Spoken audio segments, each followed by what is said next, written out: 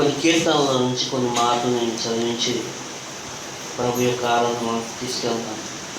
ఒకానొక సమయంలో దావీదు తన రాజు అయిన తర్వాత ప్రభువుకు మందిరం కట్టాలనుకున్నాడు. ప్రభువుకు మందిరం కట్టాలనుకుంటున్నప్పుడు ఆయన ఏమనుకున్నాడంటే, నేను ప్రభువుకు మందిరం కట్టాలంటే ప్రభువు నన్ను వద్దన్నాడు, నా యొక్క కుమారుని చేత కట్టించుకుంటా అన్నాడు. నా కుమారుడికి ఒకవేళ ఆ టైంలోకి మళ్ళీ కావాల్సినటువంటి సరుకులు కానీ కావాల్సినటువంటి కలప అంతా కూడా చేయగలుగుతాడో లేదో అని చెప్పి ఏం చేశాడంటే, దావీదే మొత్తం కూడా ఎక్కడ కట్టాలి, ఎలా కట్టాలి, ఆ యొక్క సామాన్లు ఏం వాడాలి, వాటన్నిటికి సంబంధించిన కలప, వాటికన్నిటికి సంబంధించిన బంగారం కానీ వెండి కానీ అన్నిటినీ కూడా సమకూర్చింది ఎవరంటే దావీదే. మొత్తం తీసుకొచ్చి తన యొక్క గృహంలో, అనగా దాని గురించి ఏదైతే పెట్టాడో, ఎక్కడైతే ఉంచాలనుకుంటున్నాడో అక్కడే తీసుకొచ్చి అన్నీ కూడా పెట్టాడు. పెట్టిన తర్వాత ఒకానొక సమయంకి వచ్చేటప్పటికి దావీదు కనిపించింది, నా కాంట్రిబ్యూషన్ నేను తెస్తున్నాను, నేను రాజునైనప్పటికీ కూడా ఇంత తీసుకొచ్చి నేను ఇస్తాను, నేను ఇవ్వగలుగుతాను. మరి ఈ మనుషులు కూడా ఒక మాట అడుగుదాము. ఏమనుకున్నాడు అంటే, ఒక మనుషుల్ని, ఇప్పుడు ఆయనకు ఉద్దేశం ఏంటంటే, దావీదు యొక్క ఉద్దేశం చిరకాలము నేను యెహోవా మందిరంలో నివాసం చేయాలి అని అనుకున్నాడు. ఆయన కీర్తనలో కూడా అనేక చోట్ల కూడా రాసుకుంటాడు. ఏమంటాడంటే, ఇదిగో నేను ఇన్ని సంవత్సరాలు బ్రతికేది కాదు, కానీ ఈ బ్రతుకు దినం అన్నీ కూడా నీ మందిరంలో నేను కనుక బ్రతకగలిగితే దాన్ని మించినటువంటి ఉత్తమమైనది ఏది కూడా లేదనుకుంటాడు. నేను బ్రతుకు దినములు అన్నీ కూడా కృపాక్షేమమని నా ఎంతో వస్తూ ఉంటాయి. నేను కనుక ఎక్కడుంటే, ఉద్దేశం చాలా క్లియర్గా ఉంటుంది. చిరకాలము కూడా ఏమొస్తాయి అంట, ప్రతి సమయంలోని కూడా కృపాక్షేమాలే నా వెంట రావాలి. కృపాక్షేమాలే నా వెంట రావాలంటే నేనేం చేయాలి? చిరకాలం కూడా నేను యెహోవా మందిరంలో ఉండాలి. నేను ఉండాలనుకుంటున్నాను కాబట్టి ఎట్లాగైనా సరే దేవుడికి ఒక మందిరాన్ని నేను కట్టించుకోవాలనుకున్నాను. ఎందుకు దేవుడి యొక్క మందిరం?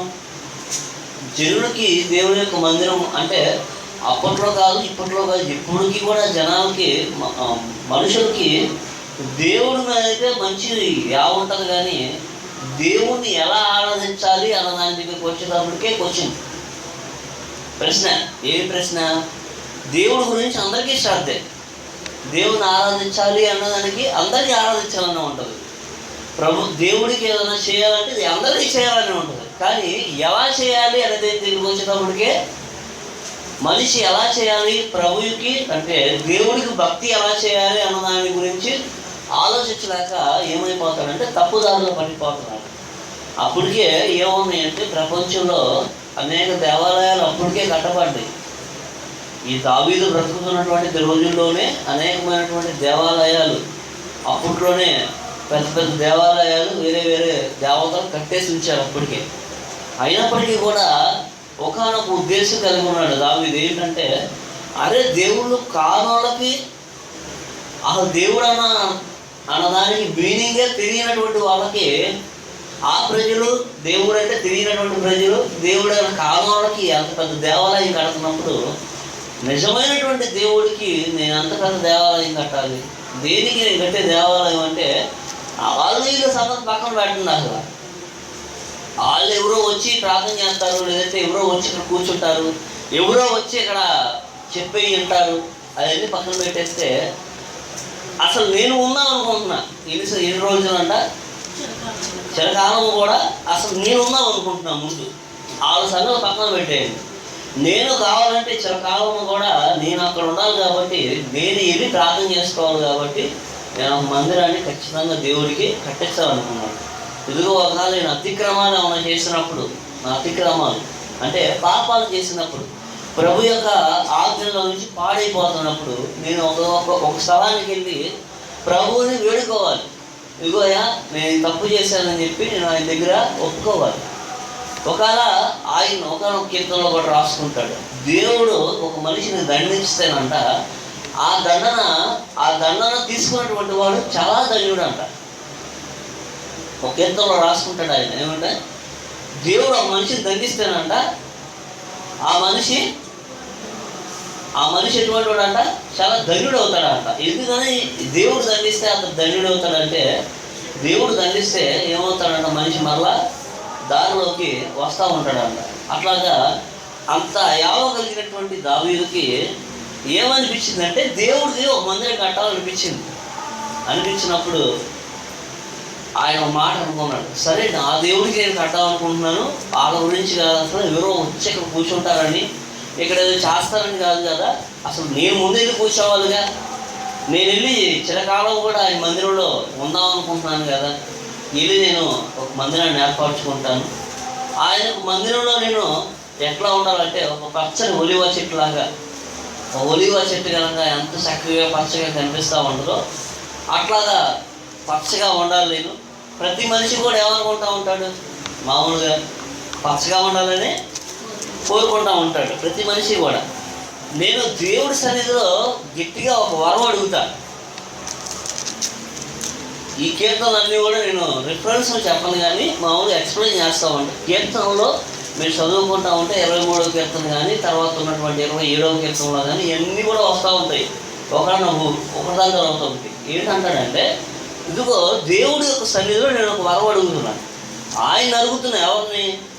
దేవుణ్ణి ఒక వరం అడుగుతున్నా. ఏమిటి ఆ వరం అంటే, అంటాడు కదా, నీ సన్నిధిని నేను వెతుకుతున్నానయ్యా, నీ ప్రసన్నతను నేను వెతుకుతున్నాను, నేను దాన్ని ధ్యానించడానికి నీ ఆలయంలోకి వెళ్ళాలి, నీ ప్రసన్నతని వెతుకుతున్నాను, దాన్ని ధ్యానించడానికి నేను ఆ యొక్క ఆలయంలోకి వెళ్ళాలి, ఇంకా నా జీవితకాలం అంతయు నేను యెహోవా మందిరంలో నివసింపబోతున్నాను. దీనికోసం నేను మందిరం కట్టాలనుకుంటున్నానంటే, అసలు మందిరం అన్నటువంటి విషయానికి ఏంటంటే, దేనికి కట్టాడంట, అసలు ముందు మందిరం ఎవరెవరో వచ్చి ఉండడానికి కాదంట, అసలు ముందు ఎవరో వచ్చి మాటలు చెప్పేదానికి కాదు, ఎవరో వచ్చి వినేదానికి కూడా కాదు, వాళ్ళు వచ్చి ప్రార్థన చేయడానికి కూడా కాదు. దీని గురించి కట్టాడంటే, నేను ఒకనొక సమయంలో కూడా అనుకుంటాడు కదా కీర్తనలో, నా జనుల్ని అనగా వారిని నేను ప్రభు యొక్క మందిరానికి నడిపించినటువంటి విషయాన్ని నేను తలుచుకుంటా ఉంటుంటే నా హృదయం ఉప్పొంగిపోతుందని మాట్లాడతాడు. ఏంటంట, జనులు ఏమి కట్టుబాట్లు లేనటువంటి జనులకి ఏం కట్టుబాటు చేశాడంటే దావీదు దేవుని యొక్క మందిరంకి వెళ్ళడం అనేది కట్టుబాటు చేశాడు. ప్రతి మనిషి కూడా విశ్రాంతి దినం రోజున దేవుని యొక్క మందిరానికి వెళ్ళాలి, దేవునికి కృతజ్ఞతాస్తుతులు చెల్లించాలి అన్నది ఏం చేశాడు, కట్టుబాటు చేశాడు. చేయగానే ఈ మనుషులు కొన్ని రోజులు అయిన తర్వాత ఈ దావీదు ఏమైపోయాడంటే, ఈ దావీదు పాపంలో పడిపోగానే నేను ఎంత మోటివేట్ చేసి మనుషుల్ని దేవుడి మందిరానికి నడిపించి నేనే పాపంలో ఇట్లా దరిద్రానికి పడిపోయినప్పుడు నేను ఏ మొహం పెట్టుకొని మరలా ఆ సన్నిధిలోకి వెళ్తానని ఆయన బాధపడుతుంటే వాళ్ళు వచ్చి అన్నారంట, ఏమన్నారంట, యెహోవా మందిరానికి వెళ్దాం పదయ్యా, పదాలే, ఎందుకు ఎన్ని రోజులని నువ్వు ఇంకా మందిరానికి రాకుండా ఉంటావు, ఎన్ని రోజులని నువ్వు చేసిన పాపాన్ని ఇంకా అట్టాగి పెట్టుకుంటావు, మందిరంలో ఒప్పుకోవచ్చి ప్రభు ఎదుట ఒప్పుకో, నీ అతిక్రమాలు ఒప్పుకో అని చెప్పి ఎవరన్నారంట ఆయనతో. ఆయన ఎవరైతే పని నడిపించాడో ఆయన జనులు వచ్చి మాట్లాడుతున్నారంట, రా యెహోవా మందిరానికి వెళ్దాం అనగానే నేను సంతోషం అనిపించి ఒక మాట రాసుకున్నానంట. ఏంటి అది, యెహోవా మందిరానికి వెళ్ళినామని జనులు నాతో అన్నప్పుడు నేను ఒకప్పుడు ఆ జనులు ఎటువంటి వాళ్ళు అంటే, ఆ జనులకి అసలు దేవుడు అంటే లెక్కలేదు ఒకప్పుడు. ఈ కట్టుబాటు ఎట్లా తీసుకెళ్ళింది ఆయన్ని, ఏంటిది కట్టుబాటు, ప్రతి ఒక్క విశ్రాంతి దినం రోజున ప్రభువు మందిరంలో ఉండాలి, ప్రభువుని ఆరాధించాలి అన్నటువంటి కట్టుబాటు.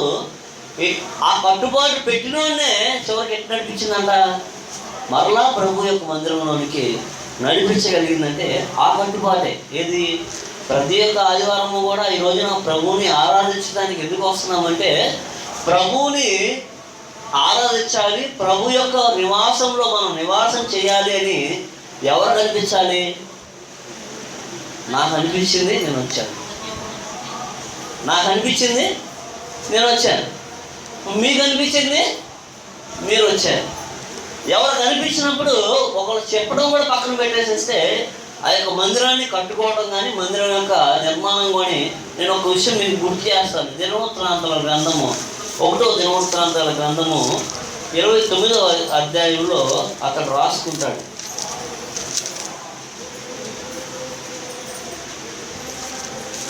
దినవృత్తాంతాల గ్రంథము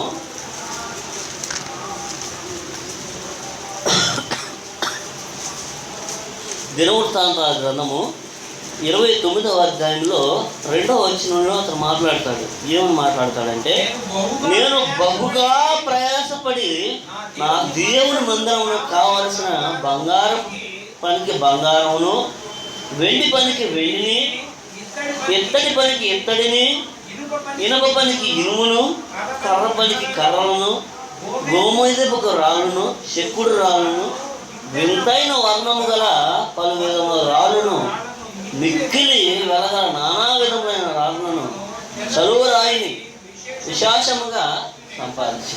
ఏమిటి ప్రయాస? దేనికి ప్రయాసపడ్డాడంటే, దావీదు కూడా ప్రయాసపడ్డాడంట. ఏం ప్రయాస? అసలు పడినటువంటి ప్రయాస దేవుని యొక్క మందిరం కోసం పడ్డాడంట. ఈ మందిరము వాళ్ళు ఇల్లు పక్కన పెట్టారంటే, నేను ఇల్లు ముందు ఉండాలి, లోపల నేను ముందు మందిరంలోకి వచ్చి ఉండాలి, కూర్చోవాలి, ప్రభువుని ఆరాధించాలి. అంటే దావీదుకు ఉన్నటువంటి ఆశ, ఎంత ఆశ చూడండి. నేను మొన్న కూడా మీకు గుర్తు చేశాను ఒక విషయాన్ని, పోయినసారి కూడా. ప్రపంచంలో అనేక మంది రాజులు, దావీదు చాలా చిన్న రాజు. ఇతడికి అసలు ఒక సామ్రాజ్యం, ఎటువంటి సామ్రాజ్యం అంటే పెద్ద సామ్రాజ్యం ఏం కాదు, చాలా చిన్న రాజు. ప్రపంచంలో ఉన్నటువంటి రాజుల మీద పోల్చుకుంటే దావీదు అన్నటువంటి రాజుకు ఉన్నటువంటి రాజ్యమే కానీ, అక్కడ పరిపాలించినటువంటి ప్రజలే కానీ చాలా తక్కువ వాళ్ళు, చాలా చిన్న రాజ్యాలు. ఇప్పటికీ కూడా అలెగ్జాండర్ అని ఊరికి అనకూడదంట. ఏమంటారు? ది గ్రేట్ అని ముక్క పెట్టేసేసి ది గ్రేట్ అలెగ్జాండర్. మరి అలెగ్జాండర్ గురించి ఈ రోజున మనిషి చదువుకుంటున్నప్పటికీ కూడా అతడు ప్రభువు నమ్ముకున్నాడని కానీ, దేవుడు అంటే శ్రద్ధ ఉందని కానీ ఏమనుందా? ఆయన మించినటువంటి తర్వాత పెద్ద పెద్ద గవర్నమెంట్లు, పెద్ద పెద్ద రాజులు వచ్చినటువంటి వాళ్ళు ఉన్నారు. అయినప్పటికీ కూడా వాళ్ళకందరికీ కూడా లేనటువంటి ఖ్యాతి దావీదుకి ఎందుకని దక్కిందంటే, అతడు పడినటువంటి ప్రయాస అంతా కూడా దేని గురించి అంట? అతడు ఆ యుద్ధం చేసి, ఈ యుద్ధం చేసి, ఏం చేస్తానికి నువ్వు ఎంత యుద్ధాలు చేస్తున్నావు, ఏం చేస్తానికి నువ్వు ఎంత బంగారం సంపాదిస్తున్నావు, ఏం చేస్తానికి నువ్వు ఎంత వెండి సంపాదిస్తున్నావు, ఏం చేస్తానికి నువ్వు దేవదారు వృక్షం లాంటి వృక్షాలని పడగొట్టి తెప్పించి నీ దగ్గర పెట్టుకుంటున్నావు అని అంటే, ఆయన అంటాడు, నేను బహుగా ప్రయాసపడ్డాను. దేనికి? నా దేవుడికి ఒక మందిరం కట్టించాలి. నా దేవుడికి మందిరం కట్టించి నేను అందులో చిరకాలం కూడా, జీవితం అంతా కూడా, నా జీవితం అంతా కూడా నేను దేవుడి మందిరంలోనే ఉండాలి. అందుకని నేను ఏం కట్టించుకుంటున్నానంటే, నా దేవుడు ఉండేటువంటి స్థలాన్ని కాబట్టి దాన్ని మామూలుగా కట్టకూడదు. అంటాడు కదా, బంగారపు గోడ కడతాడంట. గోడ కట్టంట, గోడకి ఏం కావాలంట? మళ్ళా బంగారపు పూత పూయాలంట. అటువంటి మంచి మందిరాన్ని నేను కట్టించుకోవాలి. ఇంకా అంటాడు, ఇవన్నీ కూడా నేను రాజును కాబట్టి ఏదో నా దగ్గర ఉన్నటువంటి సామ్రాజ్యంలో అవి కలెక్ట్ చేసి, ఆ రాజ్యం మీదకి వెళ్ళి కొంత బంగారం, ఈ రాజ్యం మీదకి వెళ్ళి ఇంకొక రాజ్యం మీదకి వెళ్ళి ఇనుము, ఇంకో రాజ్యం మీదకి వెళ్ళి కలప అన్నీ తెచ్చాను. ఇక్కడ దాకా బాగానే ఉంది. కానీ ఇవన్నీ కూడా ఒక రాజ్యాల నుంచి తెచ్చినవి, రాజ్య సంపద. ఇది నేను దేవుడికి ఇస్తున్నా. అప్పుడు నాది నేను ఇచ్చినట్టు ఎందుకు అవుద్ది?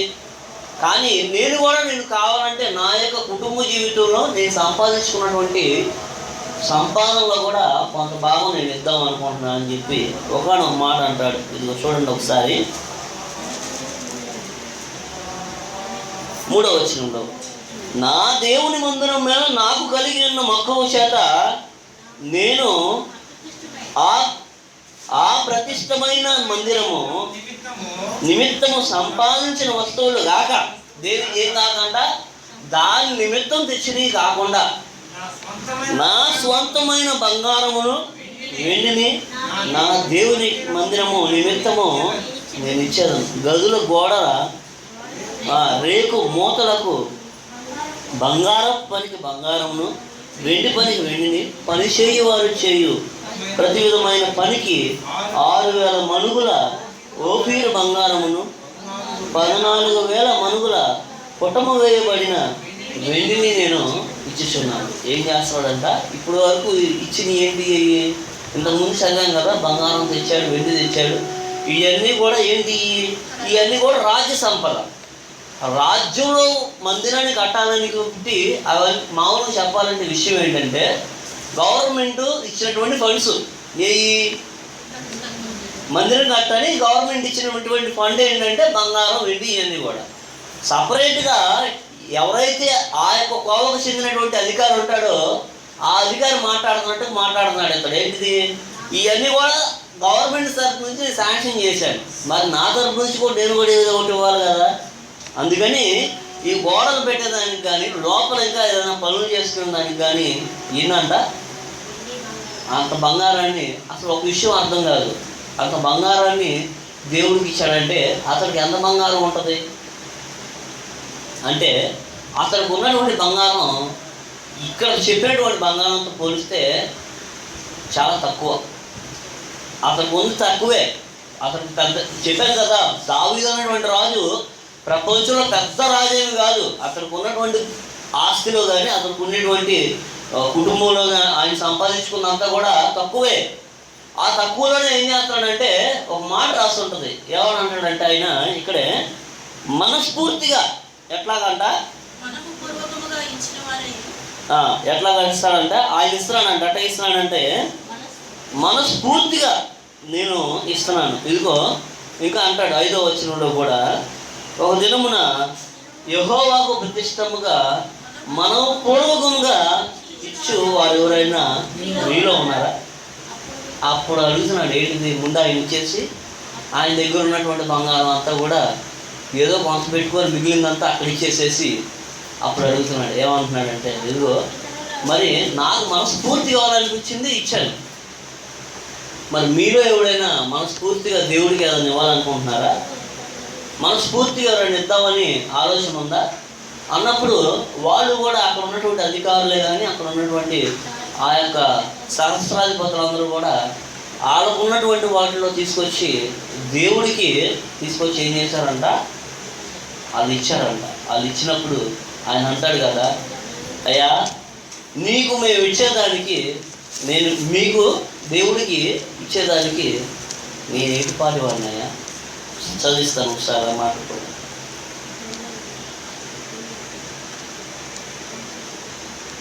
ఇది చూడండి అమ్మ ఒకసారి 11వ వచనం చదవండి ఒకసారి. 11వ వచనం నుంచి చదవండి. యెహోవా భూమి ఆకాశమునందు సమస్తము నీ వశము, మహత్యమును, పరాక్రమమును, ప్రభావమును, తేజస్సును, ఘనతయు నీకే చెందినవి. యెహోవా రాజ్యము నీది, నీవు అందరి మీద నిన్ను అధిపతిగా హెచ్చించుకొని ఉన్నావు. ఐశ్వర్యమును, గొప్పతనమును నీ వల్లనే కలుగుతున్నాయి. ఇంకా అంటాడు తర్వాత 14లో కూడా ఒక మాట అంటాడు, ఈ ప్రకారము మనఃపూర్వకముగా సామర్థ్యం మాకుండుటకు మేము ఎంత మాత్రం వాడము, నా జనులు ఎంత మాత్రం వారు, సమస్తమును నీవన్నీ కలిగినావు కదా, నీ స్వసంపాదనలో కొంత మేము మిగిస్తున్నాం. ఎవరి సంపాదన అంటే ఇదంతా కూడా ఎంత ఇచ్చినప్పటికీ కూడా అతడు ఏమనుకుంటున్నాడు చూసారా? ఏమంటున్నాడు? ఇవన్నీ కూడా మావి కాదు. మీ సంపాదనలో అసలు విషయం ఏంటంటే వాళ్ళు చెప్పదలుచుకున్నటువంటి విషయం, ఈ రోజున ఈ భూప్రపంచంలో అంతా కూడా మనం అనుభవించేదంతా కూడా మన సొంత కష్టం కాదు, మన సొంతగా సంపాదించుకుంది ఏమి కూడా లేదు. ప్రతిదీ కూడా ఎవరిచ్చారంట? దేవుడు ఇచ్చాడంట. దేవుడు ఇచ్చినటువంటి దానిలో నుంచే మనం ఏం చేయాలంట? కొంచెం మరలా దేవుడికి ఆయన అనుకుంటున్నాడు, ఇదిగో నేను మనస్పూర్వకంగా ఇంత ఇస్తున్నాను, ఇంత ఇస్తే మాత్రం ఏం లాభం? ఎవరు తెస్తున్నాను? ఎవరు తెస్తున్నాను? అరే ఎంతో ఇచ్చేదానికి కొంచెం ఏదో నాకు కలిగేలా చేసావంటే అది నువ్వే కదా. నా జనం ఎంతో వాళ్ళు ఒకవేళ వాళ్ళు తీసుకొచ్చి ఇస్తే మాత్రం వాళ్ళకు మాత్రం ఎక్కడి నుంచి వచ్చింది, నాకు మాత్రం ఎక్కడి నుంచి వచ్చింది? ఇవన్నీ కూడా నీయే కదా. అక్కడ చక్కగా చాలా తేటగా రాస్తాడు ఒక మాట ఏంటంటది, నీ స్వసంపాదనం అంటే. స్వసంపాదనం అంటే ఏంటిది? సొంతగా కష్టపడి సంపాదించుకుంది నువ్వు మాకిస్తే మేము అందులో నుంచి కొంత నీకు ఏం చేయాలంట? అన్నీ కూడా ప్రభువే సంపాదించాడు, ప్రభువే కష్టపడ్డాడు, ప్రభువే అన్నీ చేశాడు. అందులో నుంచి కొంత మీకు నేను మళ్ళా మేము ఇస్తున్నాం. మేము ఇచ్చేది పెద్ద లెక్కే కాదయ్యా నీకు. మా యొక్క ఏది ఇచ్చినప్పటికీ కూడా అసలు కాదే కాదు. ఇంకా అంటాడు కదా, ఇక 18వ వచనంలో కూడా మాట అంటాడు, అబ్రహాము, ఇస్సాకు, ఇశ్రాయేలు అను మా పితరుల దేవ యెహోవా మీ జనులు హృదయపూర్వకంగా సంకల్పించిన ఈ ఉద్దేశమును నిత్యము కాపాడు. ఏమిటి ఉద్దేశం? ఇప్పుడు మనం కూడా ఒక ఉద్దేశం కలిగి వచ్చాం. ఏంటిది? శనివారం రాగానే ఒక ఉద్దేశం వచ్చేస్తారు. రావాలి, ప్రతి క్రైస్తవుడికి కూడా ఒక ఉద్దేశం ఉండాలి. ఏమిటి? తెల్లారి నేను ప్రభు యొక్క సన్నిధిలోకి వెళ్ళాలి. ఆ సన్నిధిని నేనే కట్టుకోవాలి. అసలు మనుషుల్లో ఇప్పుడు నా సంగతి నేను చెప్పుకుంటా ఉంటే పక్కన సంగతి పక్కన పెట్టేస్తే నా సంగతి నేను చెప్పుకోవాలంటే నాకు ఒంట్లో బాగోకపోతే మరి వేలు డబ్బులు ఖర్చు పెడుతున్నాం, వేలు ఖర్చు పెట్టి చూపించుకుంటున్నాము. లేదంటే ఇంట్లో కుటుంబంలో వస్తే కుటుంబంలో చేసుకోగలుగుతున్నాం. అది ఎంత సంపాదనలో మనం దేవుడికి ఏమి ఇవ్వగలుగుతున్నాం? సంపాదన కాదు, సరే పక్కన పెట్టేసే సంపాదన గురించి ఎందుకు పోని. మనకు ఉన్నటువంటి ఎంత సమయం పొద్దున్న నుంచి సాయం దాకా 24 hours 8 గంటలాగా క్యాలిక్యులేట్ చేస్తున్నాం కదా మన కాలాన్ని. 24 గంటల్లో సగమేమో నిద్రపోతున్నాము, సగమేమో మెలుగు ఉంటున్నాము, సగం కూడా దేని గురించి ప్రయాసపడుతున్నాము? మన సొంత పనులు, మన సంపాదన గురించి. అదే కొన్ని నిమిషాలు కొద్దిసేపు ప్రభు యొక్క సన్నిధిలో అక్కడ ఎట్లా చదువుకుంటా ఉంటే, ఇంకా చదువుకుంటా వెళ్తూ ఉంటే కీర్తనలో అక్కడికి ఉన్నటువంటి ఉద్దేశం దేవుని యొక్క మందిరం మీద అది ఎక్స్ప్లెయిన్ చేయలేమన్నమాట. అంత మంచి ఉద్దేశాలు, అంత గొప్ప ఉద్దేశాలు. దేని మీద? నా ప్రభు మందిరం. నేను మందిరానికి వెళ్ళాలి, నీ మందిరానికి ఇలా అక్కడ కూర్చోవాలి. చెప్పాను కదా, ఒకనొక సమయం వచ్చేటప్పటికి అక్కడ పాపంలో పడిపోయి మందిరానికి వెళ్ళలేదేమో అనుకున్నటువంటి పరిస్థితుల్లో కూడా ఆ మనుషులు ఎవరైతే ప్రభువులోనికి అక్కడ నడిపించాడో వాళ్ళే వచ్చి మాట్లాడుతున్నారంట. ఎన్ని రోజులు ఉంటావయ్యా? పద. ఇంకా అంటాడు కదా ఒకనొక చోట కూడా, ఇవన్నీ పక్కన పెట్టేస్తే నీ మందిరాన్ని కట్టాలంటే, నీ మందిరానికి వెళ్ళాలంటే పరిశుద్ధతే నీకు నిజమైనటువంటి ఆనవాళ్ళు. పరిశుద్ధతే నీకు ఆనవాళ్ళు. అడిగినంత కంటే అధికముగా చేయు ఐశ్వర్యవంతుడవు నీవే యేసయ్యా. అడిగినంత కంటే అధికముగా చేయు ఐశ్వర్యవంతుడవు నీవే యేసయ్యా. పరిపూర్ణమైన నీ దైవత్వమంతా పరిశుద్ధతకే శుభానవాలు. మా ప్రార్థనలన్నీ ఆలకించినావు, నా స్తుతి హోమములన్నీ నీకే అర్పింతును. నీ శిలువ త్యాగమే నన్ను బంధించెను, నీ బానిసనై ఉందును బ్రతుకు దినములన్నీ. ఇది ఒక భక్తుడు రాసుకున్నాడు. ప్రభు నేను బానిసగా ఉన్నమంటులా. ప్రభు అంటాడు కదా, ఇక మీదట మీరు దాసులని కాకుండా స్నేహితులని మీరు పిలువపడతారని చెప్పి ప్రభు మాట్లాడుతున్నాడు. అంత మంచి ప్రభు మన ముందు ఉంటున్నాడు. ఇప్పుడు ఆయనకి మనం ఏమివ్వగలుగుతాం? ఏమి ఇవ్వలేం. గుర్తుపెట్టుకోండి. అదేదో ఇద్దాము, ఏది నువ్వు తీసుకొచ్చి ఇచ్చే అన్నీ కూడా ఎవరి? ఆయనకి ఇస్తానికే మనకి ఎంత బాధ అనిపిస్తుందని అంత బాధ అయిపోతూ ఉంటుంది. ప్రభుని క్లియర్గా తెలుసుకున్నటువంటి మనము అందరూ కూడా ప్రభుకి ఏమి ఇవ్వగలుగుతామంటే మనకి స్తుతి హోమం మాత్రం ఇవ్వగలుగుతామంట. ఏమిటది? ఇచ్చిన వారు ఎలా ఇవ్వాలంట? ఇప్పుడు దావీదు ఎట్లా ఇచ్చాడంట? ఆ మాట నేను చదువుతున్నప్పుడు నాకు అనిపించింది, మనస్పూర్వకంగా ఏమి ఇవ్వగలుగుతాం దేవుడికి అంటే ఒక కృతజ్ఞత. దేవుడి ఈ సంపద, ఈ ఆస్తి కూడా ఏం పెద్దగా ఆశించడు. ఏం ఆశిస్తాడంటే కృతజ్ఞత. ఇన్ని రోజులు నిన్ను కాపాడినందుకు నువ్వు దేవుడికి ఏమివ్వగలుగుతావు? ఆయన కూడా ఆ యొక్క మందిరంలో కూర్చొని ఏం చేద్దాం అనుకున్నాడు? చిరకాలము కూడా నేను మందిరంలో కూర్చోవాలంటే ఏం చేద్దాం అనుకుంటున్నాడు? కృపాక్షేమాలు నా ఎంట వస్తున్నాయి కాబట్టి నేను ఖచ్చితంగా ఎక్కడికి ఉండాలి? దేవుని మందిరంలోకి వెళ్ళాలనుకున్నాడు. కృపాక్షేమాలు వారం అంతా మన దగ్గరే ఉన్నాయి. వారం అంతా శుభ్రంగా ఈ 7 రోజులు కూడా శుభ్రంగా దేవుడు మనం చూసాడు. శుభ్రంగా తిన్నాం, శుభ్రంగా ఉన్నాం, శుభ్రంగా మన పనులు మనం చేసుకున్నాం. ఇప్పుడు చివరిగా 7వ రోజున ప్రభు దగ్గరికి వచ్చినటువంటి మనము కృతజ్ఞతాస్తుతులు ప్రభువుకు చెల్లించాల్సిన వారమై ఉన్నాం. కాబట్టి మనం కూడా ఆ యొక్క దావీదు చెప్పినటువంటి ఉద్దేశాలను మనం కూడా గ్రహించుకోవాలి. దావీదు పెద్ద రాజు కాదు, కానప్పటికీ కూడా అతను ఎందుకని ఈ యొక్క చరిత్ర ఈ రోజున ఎంతగా గుర్తించగలుగుతుందంటే అతడు ప్రభువును గుర్తించగలిగాడు. ప్రభు అంటే ఆయనకు అంత ఇష్టం. ఆయనకు మందిరం అంటే అంత యావగా ఉంది ఆయనకి. మనం కూడా మందిరం మీద కానీ ప్రభు మీద కానీ అంత యావ రావాలి. ప్రభులోనికి మనం అలా నడుచుకుంటూ వెళ్ళి ఆయన ఆరాధించుకుంటున్నాం. మనం అందరం కూడా ఒకరి తర్వాత ఒకరు ఆరాధిద్దాం. Thank you.